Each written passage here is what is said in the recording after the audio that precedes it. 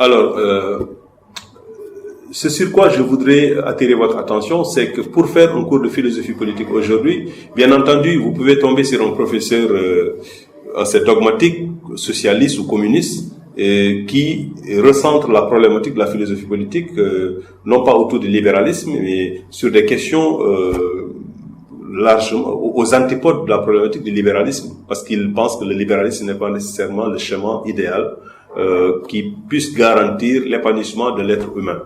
Alors c'est pourquoi je vous propose en résumé de considérer que le libéralisme politique définit une organisation politique qui garantit le respect de libre indépendance de chacun. Celle-ci s'exprime dans des droits fondamentaux consacrant un ensemble de libertés subjectives que l'État ne peut remettre en cause et protégeant les citoyens d'un usage despotique du pouvoir d'État.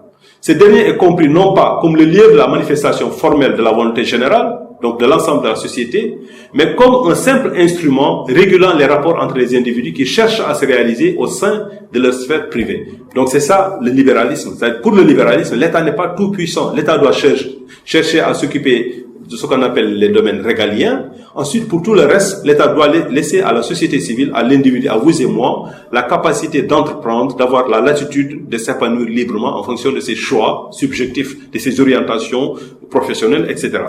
Alors l'État doit être neutre axiologiquement. Ça veut dire quoi? Ça veut dire que l'État n'a pas vocation à nous donner des leçons de morale. L'État n'a pas vocation à s'immiscer dans des questions qui concernent notre vie religieuse. Les histoires de convictions religieuses, les histoires de principes philosophiques, etc. L'État n'a pas vocation à dicter aux citoyens ce qui est bien, ce qui est mal, s'il faut croire en Dieu, s'il ne faut pas croire en Dieu, s'il faut être pratiquant ou pas pratiquant. Ça, c'est pas le rôle de l'État. Donc, c'est ce qu'on appelle la neutralité axiologique de l'État.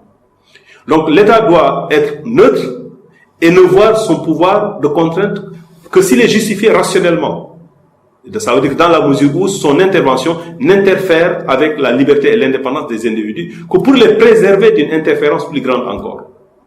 Alors, par exemple, la laïcité au Sénégal est un principe supraconstitutionnel. Pourquoi? Parce que quand on pense la cohabitation entre chrétiens et musulmans, le constituant a imaginé un contexte critique où il y aurait peut-être des problèmes. Et dans ce cas-là, la majorité musulmane pourrait être tentée de considérer les droits subjectifs légitimes des chrétiens comme des droits qu'on peut violer allègrement. C'est pourquoi le constituant a mis le principe constitutionnel de la laïcité comme étant un garde-fou. Ça veut dire que même si demain on voulait modifier la constitution, la laïcité ne serait pas modifiée, ne serait pas changée. Tout comme la forme républicaine de l'État est un principe supraconstitutionnel.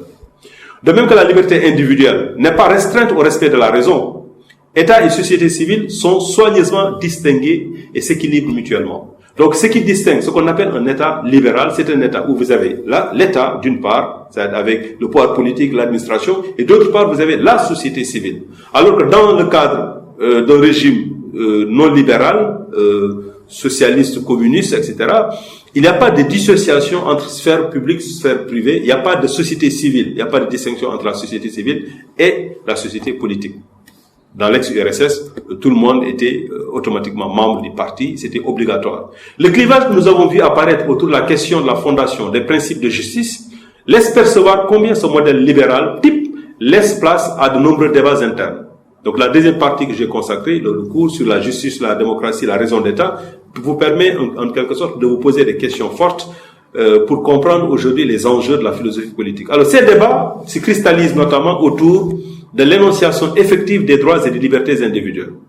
Selon que la liste des libertés fondamentales est restreinte à quelques droits privés, comme par exemple le droit à la vie, le droit de propriété, ou que cette liste est étendue à des droits politiques, le droit de vote notamment, sociaux, le droit à un revenu minimal, entre autres, ou même culturels, par exemple les droits linguistiques. Quand vous allez dans des pays dits communautaristes, comme le Canada ou l'Allemagne, les minorités ethniques ou religieuses ont quand même la possibilité de s'exprimer dans l'espace public en fonction de leur spécificité culturelle. Ce qui n'est pas le cas, par exemple, dans le modèle français, qui est un modèle d'homogénéisation où le citoyen est caractérisé par une certaine j'allais dire, c'est un individu aseptisé, qui n'a pas de spécificité en soi. Donc, même si vous avez une spécificité, vous ne pouvez pas vous en prévaloir, ce n'est pas opposable à l'État. Le modèle français est de ce point de vue-là questionné par beaucoup de penseurs. Alors, les droits culturels, le libéralisme politique laisse place effectivement à l'expression des droits culturels.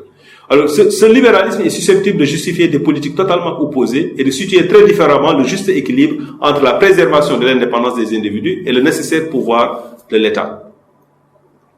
En ne recourant pas au seul calcul utilitariste pour fonder les droits fondamentaux, constitutifs de l'organisation politique libérale, le libéralisme rationaliste suggère déjà la nécessité d'adopter une attitude plus volontariste que celle que l'on pourrait déduire de la confiance du libéralisme empiriste, en la confrontant, à travers la confrontation des intérêts particuliers.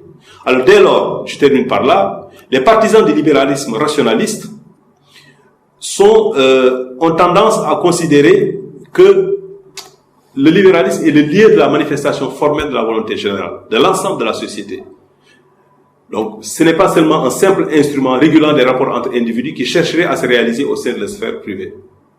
L'État doit être neutre axiologiquement et ne voir son pouvoir de contrainte justifié rationnellement que dans la mesure où son intervention n'interfère pas avec la liberté et l'indépendance des individus. En résumé, premièrement, le libéralisme politique défend une conception de la liberté comme indépendance et non comme autonomie. Donc, dans le cours, vous avez des parties consacrées à la liberté conçue comme indépendance et des parties consacrées à la liberté conçue comme autonomie. C'est très important de maîtriser la différence entre les deux. Alors, la liberté ne consiste pas dans la capacité de l'homme à se soumettre par lui-même à des principes et valeurs susceptibles d'être justifiés raisonnablement,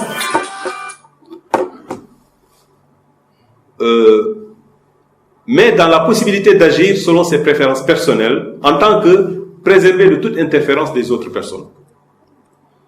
Contrairement à l'humanisme rationaliste moderne, qui voit dans l'État la conscience raisonnable de la société civile, le libéralisme politique considère l'État comme un instrument dont se dote la société civile afin d'assurer une juste coexistence des libertés individuelles.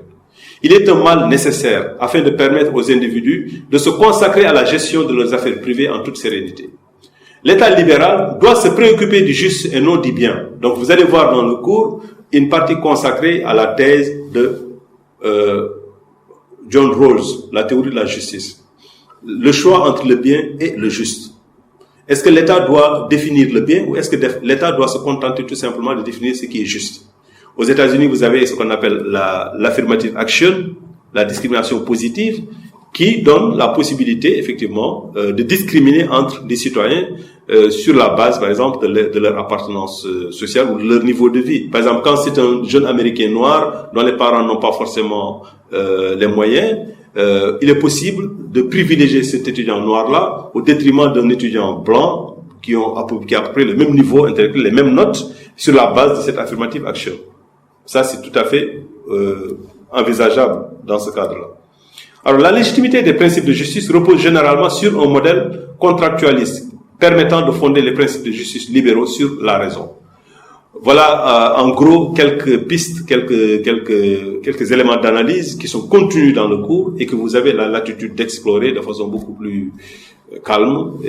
Éventuellement, si vous avez des questions ou s'il y a des aspects du cours qui vous paraissent plus ou moins complexes, vous avez la possibilité, bien sûr, de nous écrire pour qu'on réagisse par rapport à ça.